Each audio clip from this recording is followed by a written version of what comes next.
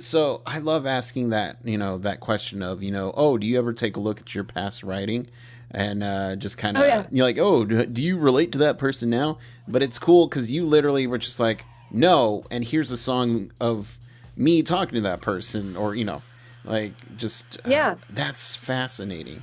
And updating the stories, right? Because the Yeah. stories didn't end there. So like just because the songs were written in that season doesn't mean that that's where all of those stories, that's not the end of the sentence.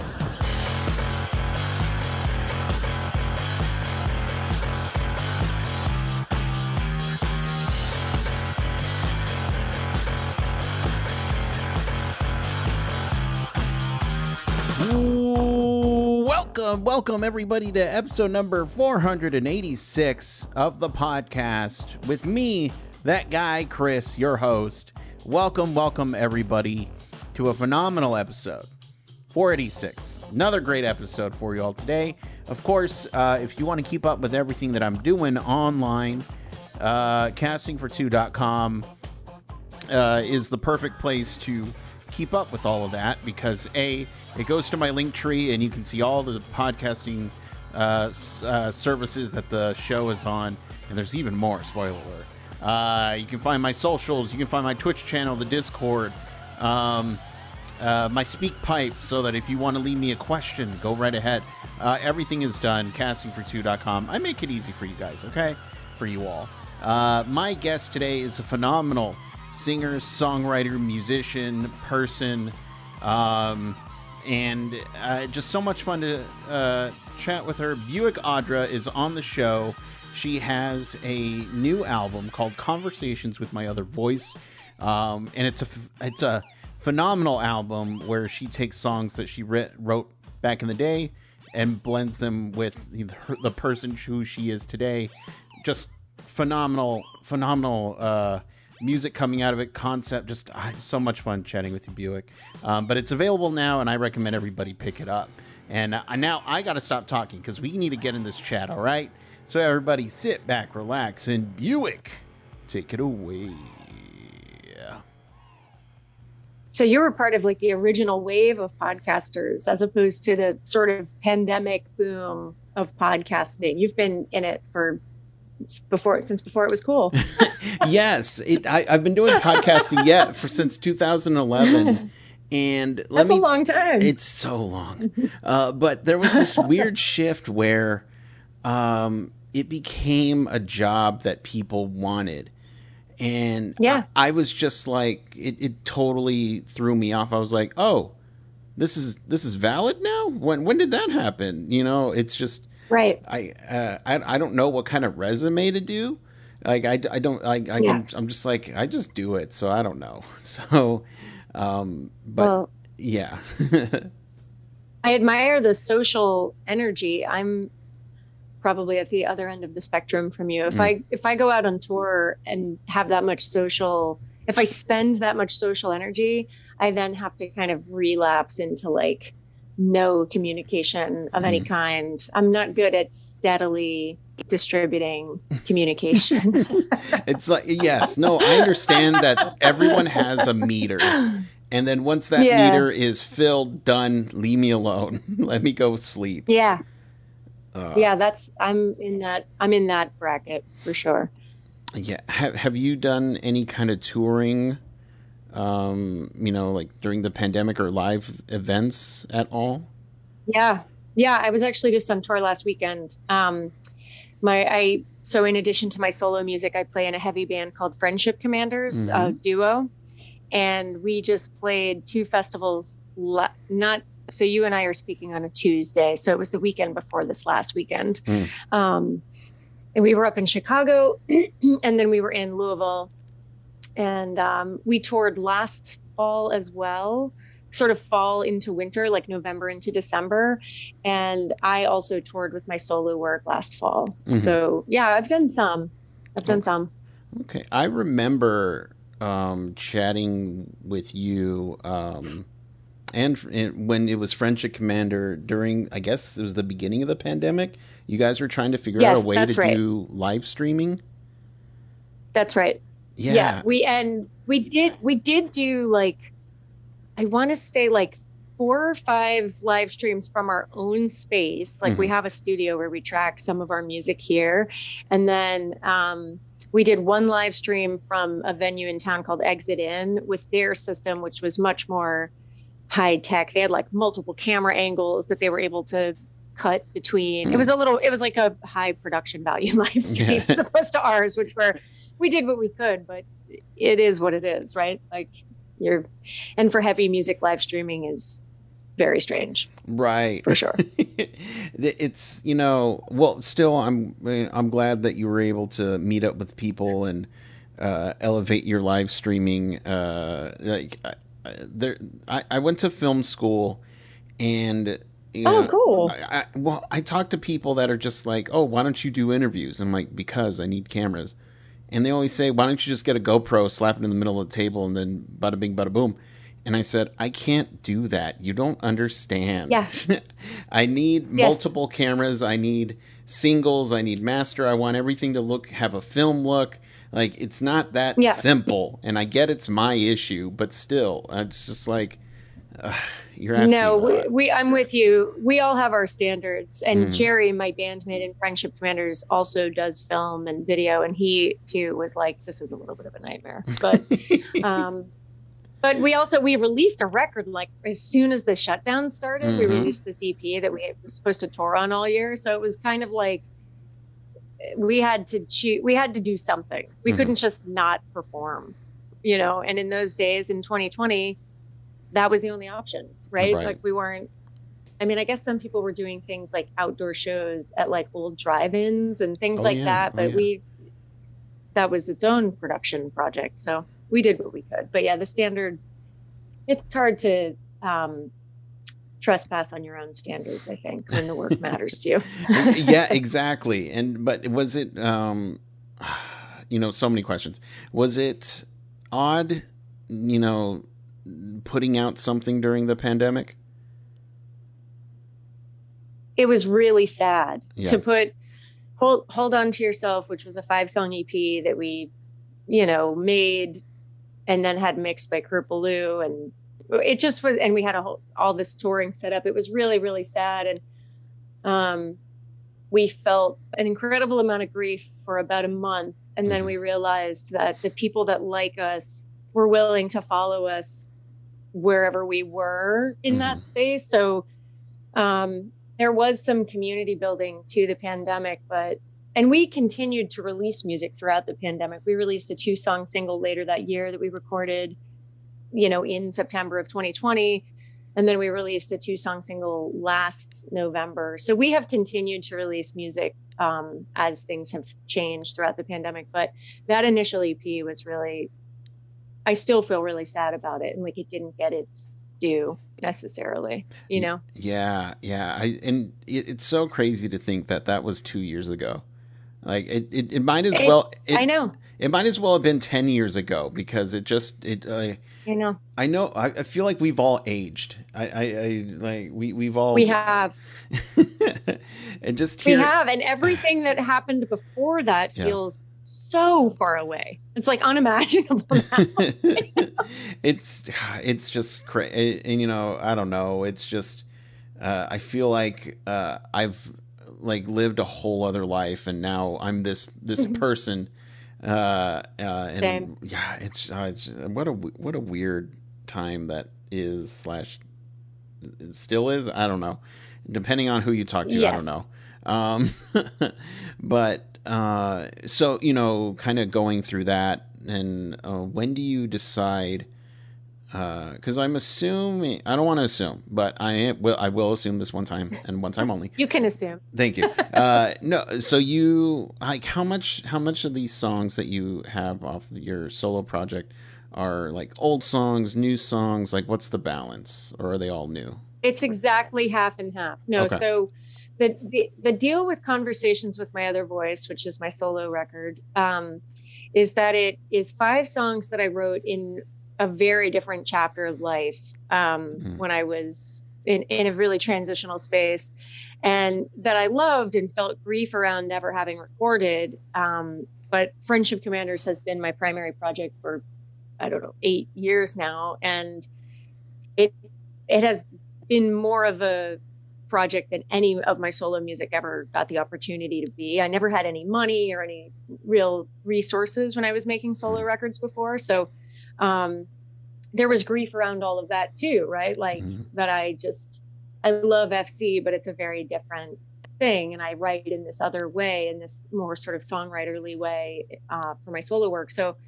originally I thought, well, I'll record these 5 old songs and I'll just release them just to sort of see it through for myself, both my present self and my former self, just to do it in this lifetime. And I asked my band, who are friends of mine, but also great musicians here in town, if they would, do a day in the studio with me. And they had played those songs live in the before times with me. And they were like, yeah, great.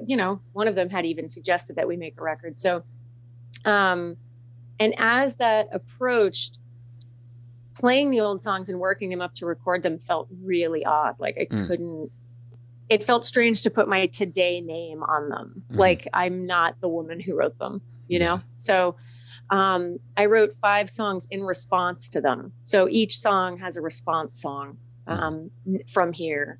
So it's exactly half and half. And I called it Conversations with My Other Voice because it is like a back and forth between me and her. And yeah, so that's where we are. So it's like me now talking to me then and trying to have some grace about the very bizarre decisions I made with my life and career. So I love asking that, that question of, oh, do you ever take a look at your past writing and just kind of, you're like, oh, do you relate to that person now? But it's cool because you literally were just like, no, and here's a song of me talking to that person, or, like just that's fascinating. And updating the stories, right? Because the stories didn't end there. So like just because the songs were written in that season doesn't mean that that's where all of those stories, that's not the end of the sentence, so to speak. So it was helpful for me and kind of healing, to use an overly used word, to go back and be like, let's finish the story. Let's flesh out what happened here. And, and just for my own self, there is closure in it. And, but it was a beast to record for me vocally, because I even sing differently now. So the issue of voice becomes, it's at once a figurative thing, but then we also get into a literal space where, like, 8 years in Friendship Commanders, my voice is thrice the size that it was when I was singing those songs before. So I had to kind of crawl back into like how she would have sung them and then respond to them from here in this voice. So it really is like there are dual tonalities on the record.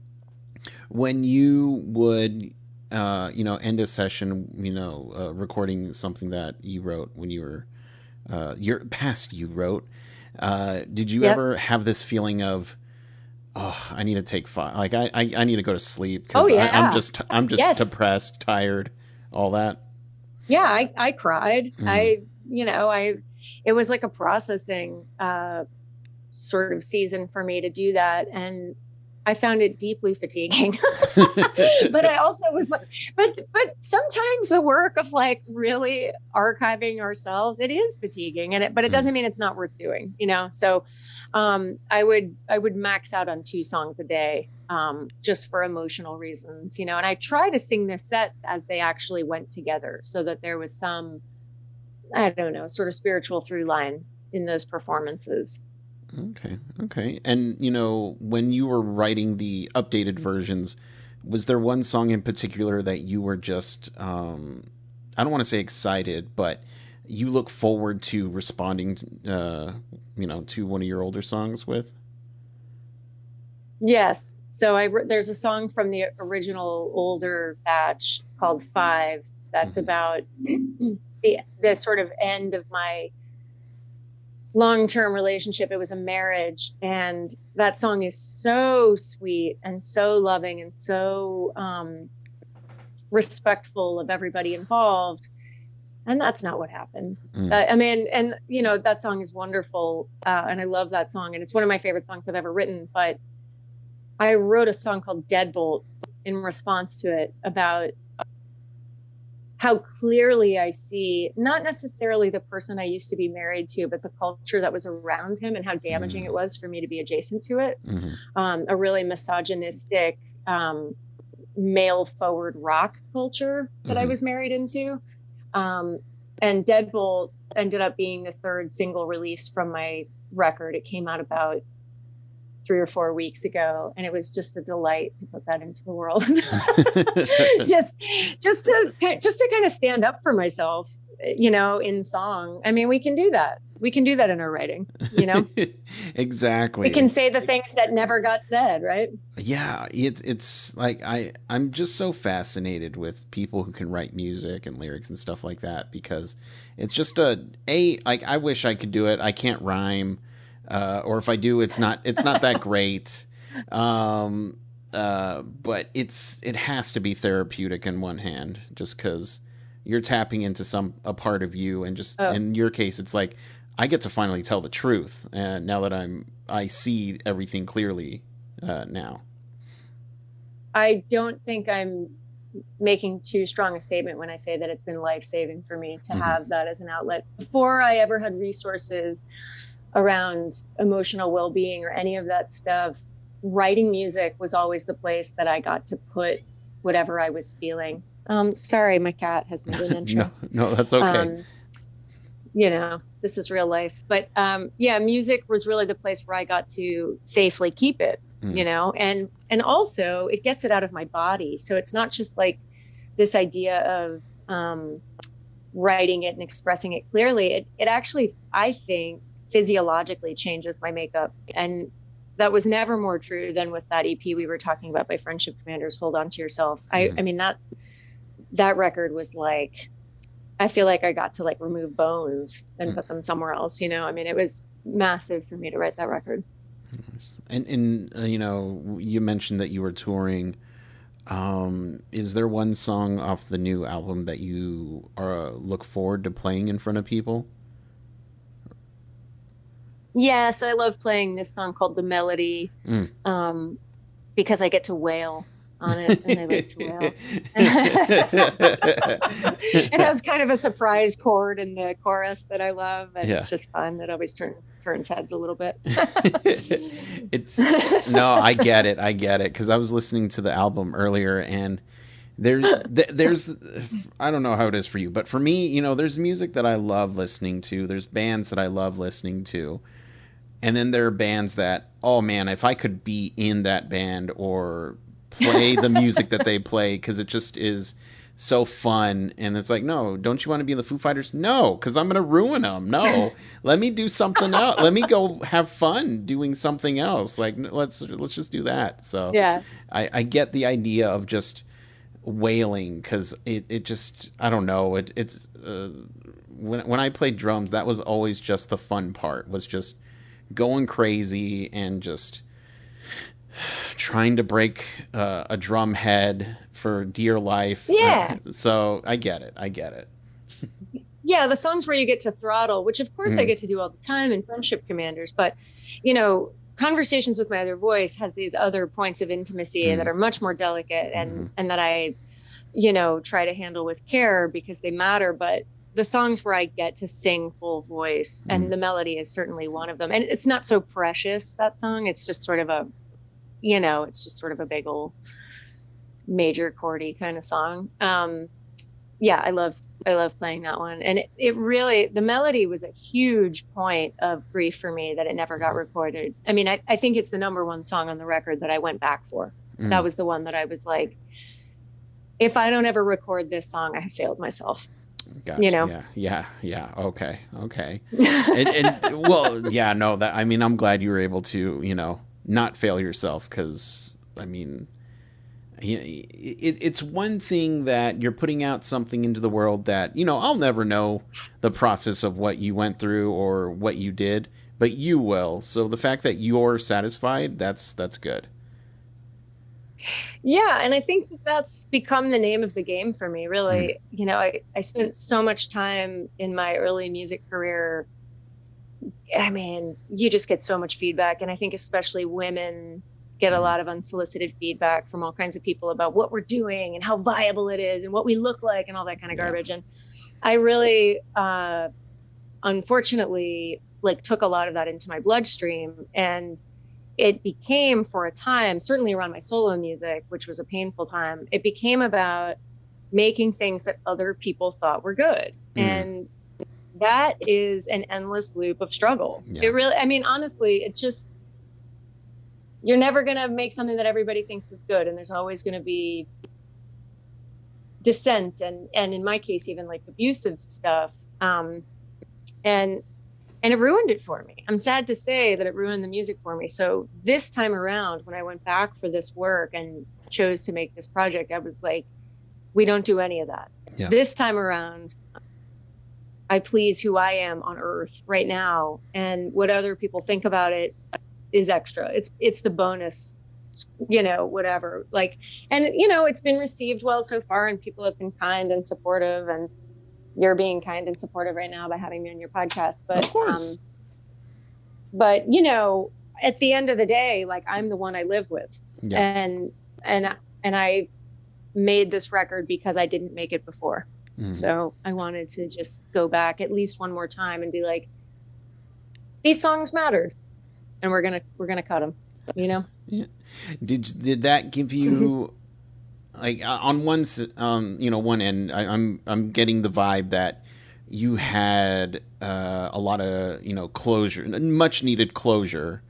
But did that open up the door for another opportunity, saying, oh, I want to continue seeing where, you know, this new part of my life goes? Or did you get any Friendship Commander ideas? Like, where are you at now? Yes. So I have written new Buick Audra music since completing Conversations with My Other Voice, and it is entirely different because it's not tethered to anything. So it's not tethered. It's meaning that, you know, it's neither the old work nor the work that I wrote in response on Conversations. So the new work, while it's not like wildly stylistically different, is just sort of fresh seeds, you know?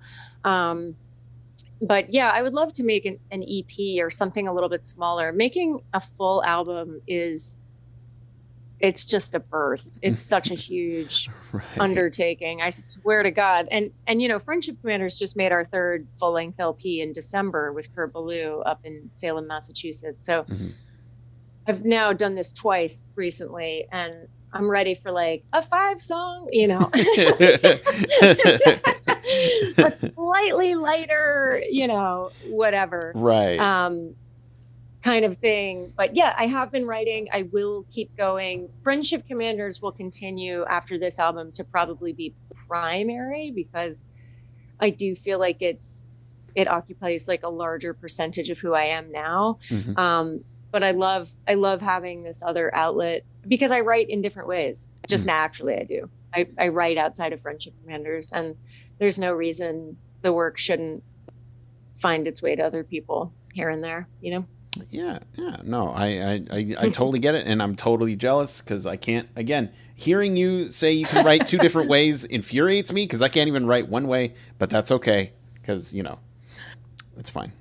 I'm not jealous. Maybe you can. You know, I mean, honestly, I believe that everybody has it within themselves, and that we're kind of told by outside entities yay and nay at certain intersections. So I don't know. I say screw around and see what happens.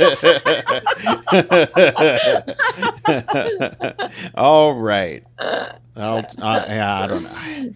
I don't know. I'll give it a shot. It might be better than you think. Yeah, who knows? Who knows? Yeah, I'm gonna just like, oh man, dude, can you believe what I wrote? And I'm just gonna read it. Like, well, this is a Queen song. What am I doing?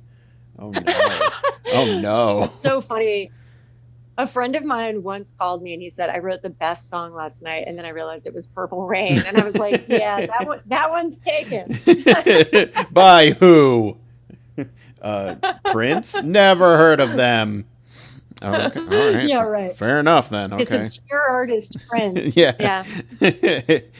he never, you know, he didn't go anywhere, so it's okay. But for the people at home who can check out the album, keep up with you online, you know, stuff like that, where can they do all that? So my name is Buick Audra, which is a very strange name, and it is my given name. So just at Buick Audra everywhere, buickaudra.com. And I just want to say too, I don't know if you know this, but I wrote a book of essays, memoir style essays that accompany the album. And the book comes out the same day as the record. And my hope is that people will consume them like in tandem, because the stories around the songs themselves are interesting and, in my opinion, warranted like further writing. For instance, I have 2 Grammys with Joss Stone. Why exactly? So that's exactly. So that's in the book, and just it goes more in depth into like why I left this part of my voice behind, and why I came back for it. So that's the journey contained within the book, and it's called Conversations with My Other Voice Essays. Fantastic. And then that can be purchased through the website and Yep. all the normal places. Everywhere. Okay, fantastic. Buick, thank you so much for chatting with me. Always a pleasure. Anytime you want to come back, just say the word. All right.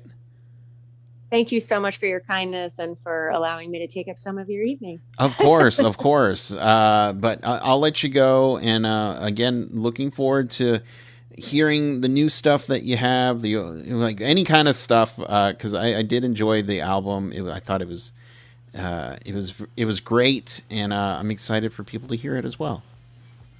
Thank you so much. Wonderful to talk with you again. You too. But I'll let you go. Have a good rest of your night. Thanks, you too. Thank Bye. you. Bye-bye.